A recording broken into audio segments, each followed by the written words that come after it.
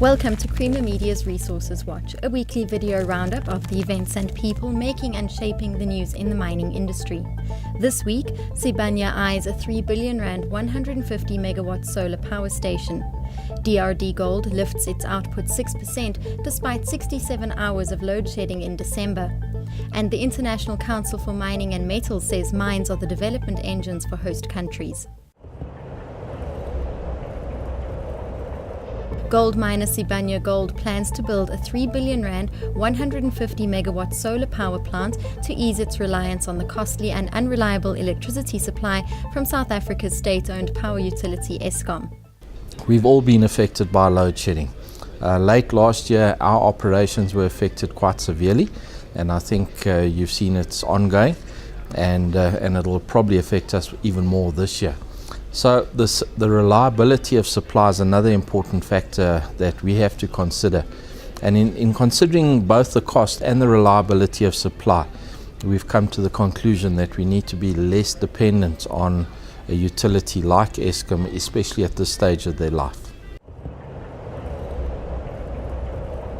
Despite experiencing some 67 hours of load shedding in the last month of 2014, specialist tailings miner DRDGold lifted gold output for the 6 months ended December 31 by 6%. So in December, we were switched off for a number of hours. We lost a total of 67. Those were the hours that the power wasn't on, that the power was switched off.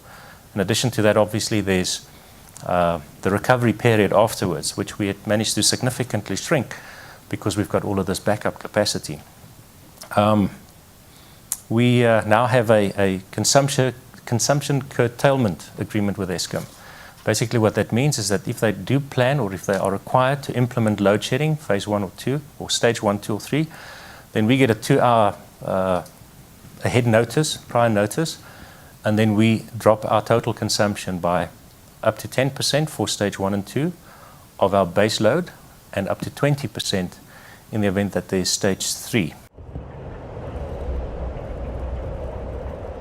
Mines are proven engines of economic development for host countries, which benefit significantly from the foreign direct investment that mines attract, as well as the export earnings that they generate. A study by the International Council for Mining and Metals has found. Two things. First of all, I'm going to take one step backwards, and that is that mining industry, of course, is criticized by people all across the world for not giving enough. They're a taker, not a giver.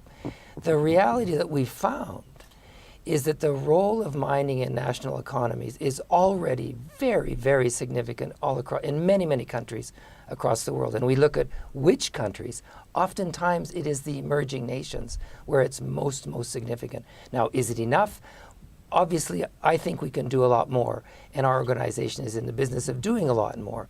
But the companies themselves are already contributing a great deal, and that's part of the message here.